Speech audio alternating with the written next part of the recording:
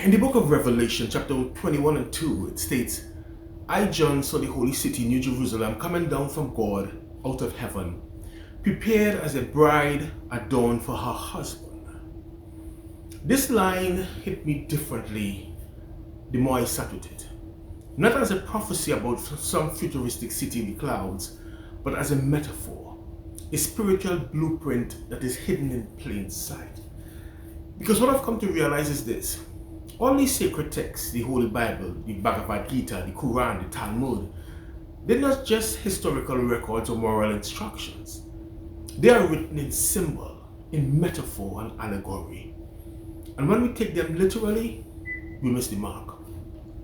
The true value lies in what they reveal biologically, psychologically, and spiritually about who and what we really are. So when Revelation speaks of a bride and a bridegroom, this isn't about a wedding in heaven with harps and halos. This is a symbol of union, not outside of you, but within you. It is echoed again in Revelation 19:7 when it said, let us be glad and rejoice, for the marriage of the Lamb is come, and his wife hath made herself ready. That phrase, she hath made herself ready, says it all. This is about preparation, purification, and awakening. The bride is the soul, the bridegroom is the spirit, and the marriage is the union of the individual consciousness with divine consciousness. Now, here's where things get wild, because this exact idea is described in Hindu tradition too, but in a totally different language. In the yogic sciences, there's a dormant energy called Kundalini, which rests at the base of the spine. It is personified as Shakti, the divine feminine principle. At the crown of the head resides Shiva, pure consciousness, which is the divine masculine.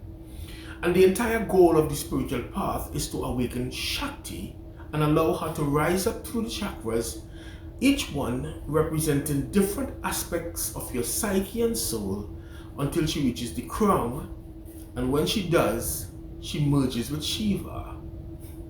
That moment of union is called samadhi, enlightenment, liberation. It's a sacred marriage.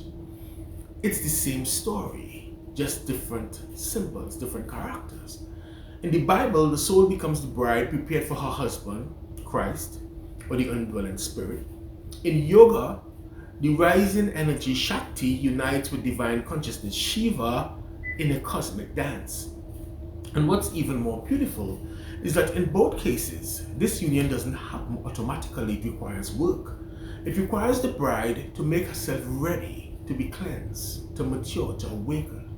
The energy of love must rise through the layers of fear, trauma, ego, and illusion. All this stuff that blocks us from seeing clearly. And even Paul hints this in Ephesians 5, where he writes, for this reason shall a man leave his father and mother and be joined to his wife, and the two shall become one flesh. This is the great mystery, but I speak concerning Christ and the church. And there it is again, a great mystery, not about the marriage that we conceptualize marriage to be, but about the soul's reunion with spirit.